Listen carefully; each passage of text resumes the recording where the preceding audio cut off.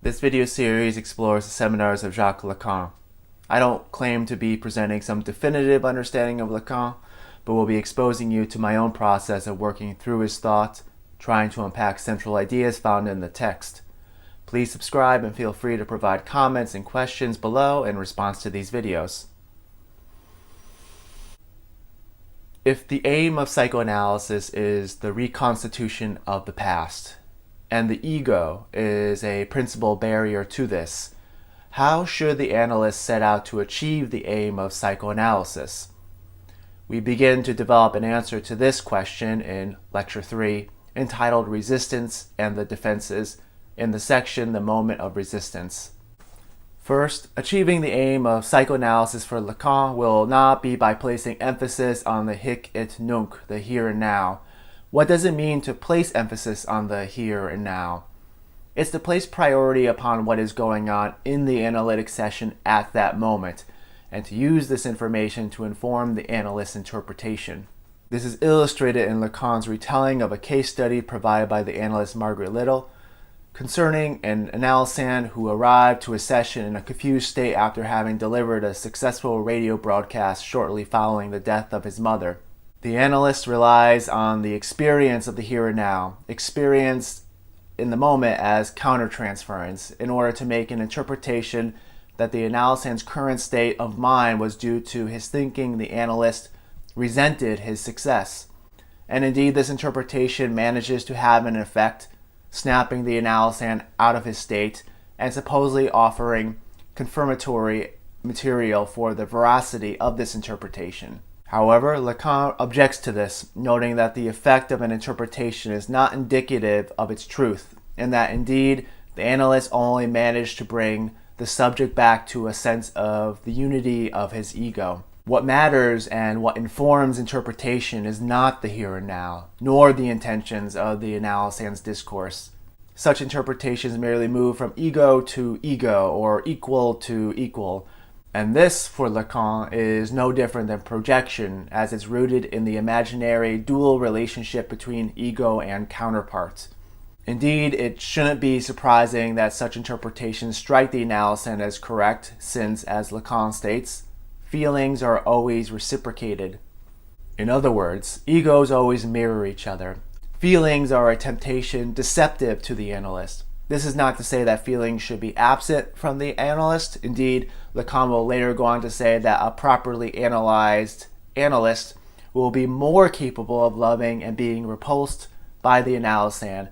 But the key will be that the properly trained analyst would also not act on the basis of these feelings because they have learned not to give in to those passions, having received a desire even stronger than them.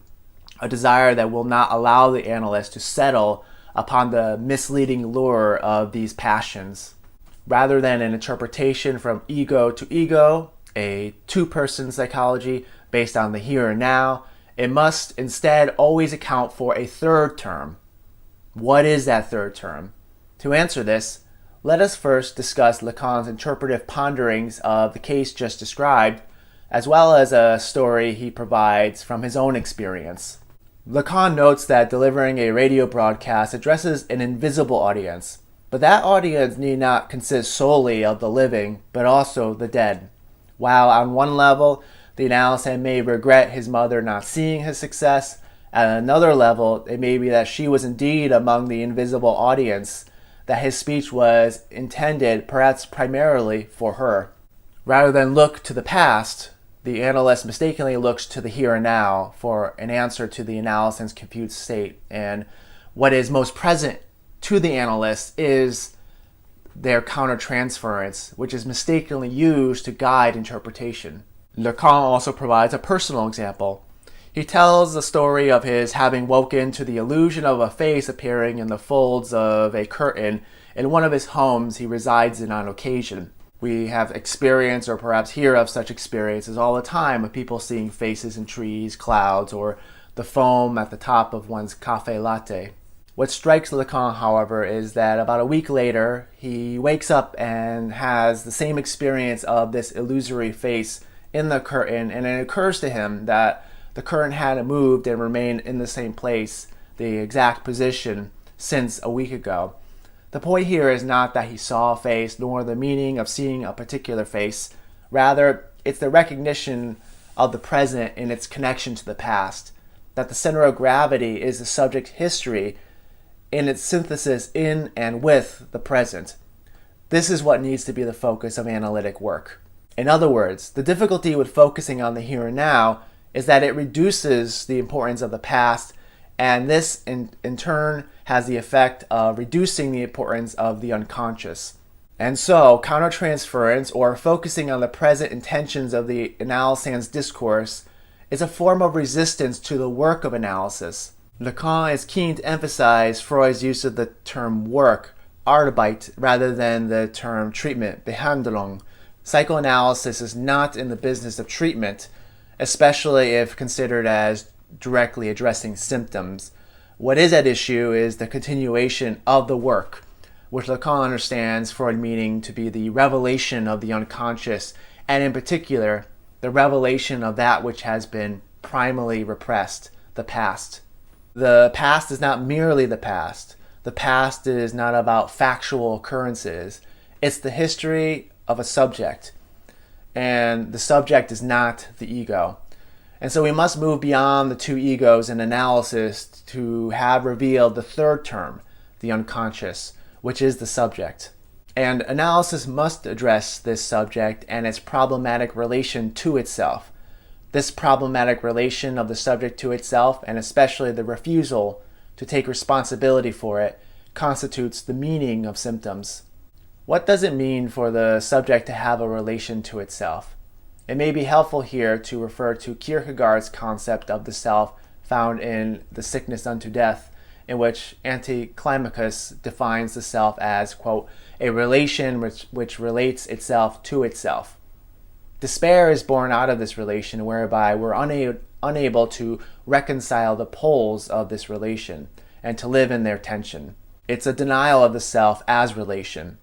In the case of Lacan, this problematic relation is the ego itself, which presents us to ourselves under the guise of an imaginary unity that, in fact, is not there.